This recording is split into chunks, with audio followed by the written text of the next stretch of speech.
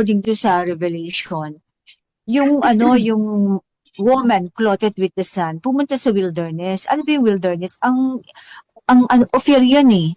So, ibig sabihin, wala siya sa center of government o malayo siya sa kabihasnan.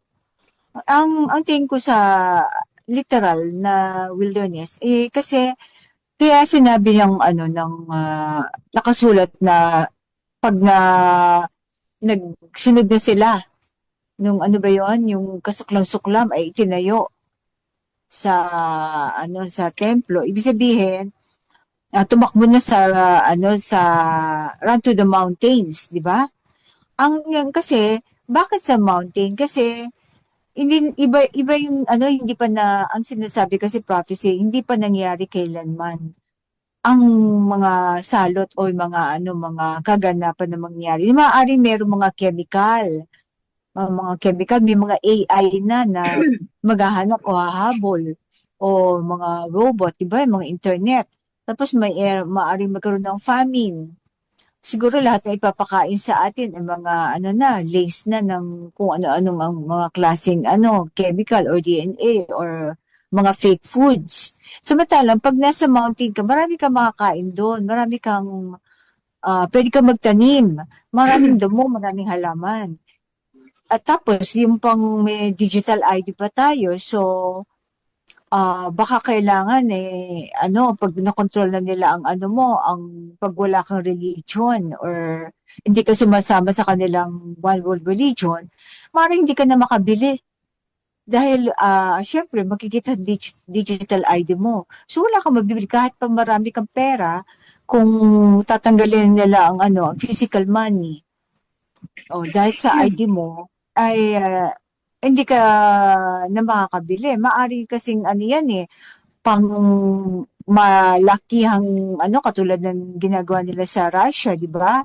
Nagkakaroon ng mga sanction. Maaring magkaroon dito ng sanction individual, although hindi sinabi ng mensahero. Samantala, pag nasa wilderness ka, sa bundok, kahit pa paano pwede ka mag-barter doon. O yung mga maliliit na sari-sari, tatanggapin ng pera mo. Not necessarily sa mga mall, di ba? Medyo mahirap pag sa mall ka manibili. Pero kahit doon, may mga sari-sari store, makakabili ka kahit 1 kilong bigas o sardinas, di ba? So, yung run to the mountains, wilderness, ay kung interpretation ng ibig sabihin daw na wilderness, parang talinghaga sa kanya ito Kahit nasaan ka, ililigtas ka ng alahayam. Pero hindi ibibigay ang utos na to. Kailangan may pagsunod pa rin. Oo, ililigtas ka, pero kailangan sumunod ka sa kanyang mga bilin. Di ba? Bilin. Kahit naman kahit naman ang mga Israelita nung pumasok ng promised land, palayasin ko ang mga Kanaanita sa harapan mo. Pero kailangan lumaban ka. Hindi yung bibigay sa iyo nang basta-basta na lang. Kailangan kikilos ka, di ba? Lalaban sila. Ganon din, ang kaligtasan ay run to the wilderness or run to the mountains. Hindi ba Kailangan yung sumunod ka. hindi ba yung run to the wilderness yung mga kapatid nating nasa labas ng Upir? Yes, bro. Isa To yan. the mountains, oo. Number Pwede one rin yan. Pag sabi nga, Pwede. pag nakita nyo na tinatayo na yung temple dyan sa Israel, yan Baka yung mawalan. yan yung sign. Kailangan tumakbo na kayo. Pauwi na Pabalik. dapat sila dito sa bansa natin.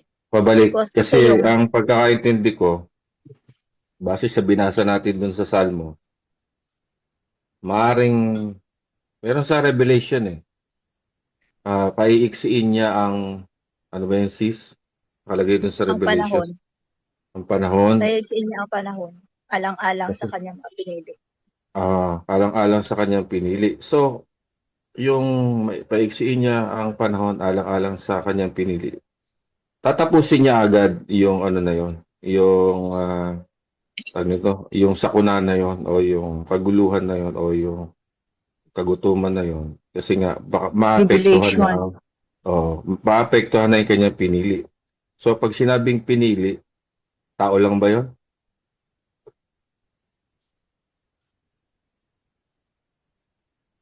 Ang mga tao, ang mga pinili niya mismo. Paano yung Baka lugar? hindi lang panahon ng mga pinili. Bayan. Kukuhanin niya na ang mga pinili niya. At Kaysa saka, Paano yung ang nga lugar? pala, ang sabi pala, Hmm. run to the mountain, hindi naman sinabing wilderness, run to the mountain. Ano ba ang mountain? Is governance. Di ba? Hmm. Oo, pero wala naman tayong Maaring Maaring, governance bansa. ngayon na. maaring, pwede rin na maaring ang mountain na dyan, di ba nga, maaring matatag Pwedeng na. literal. Maaring matatag na ang upir. Baka mountain na din siya. Pwedeng gano'n. O, yung Pwede Zion, no? nating, Mount Zion. pwede nating i-consider literal at saka spiritual side. Spiritual side. Kasi Kasi nga, ang mga pagkain kasi natin ngayon, mga fake na. mm, Matagal ng panahon na kumakain na tayo ng okay. human diba? Mm. So, Katulad ng malamang or ng literal ano at ba saka yun? Yung pink salt. Yung pink salt, yung pala, ano pala yun? Flesh pala ng ano yun?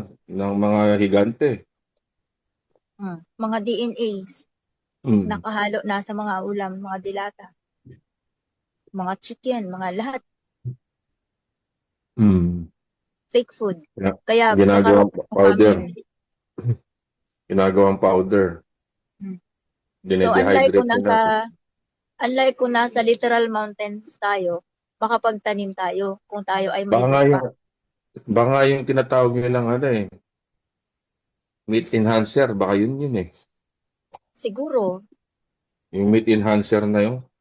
Di ba, kunyari, nagpapabalambot ka. Tapos yun pala, yung meat enhancer, yun pala yun. kaya 'di ba, hindi na natin kasi nalalaman yan, hindi natin nakikita dahil hindi tayo nagmamanufacture. Unlike Kaya kung tayo maganda ang talaga. sariling tanim.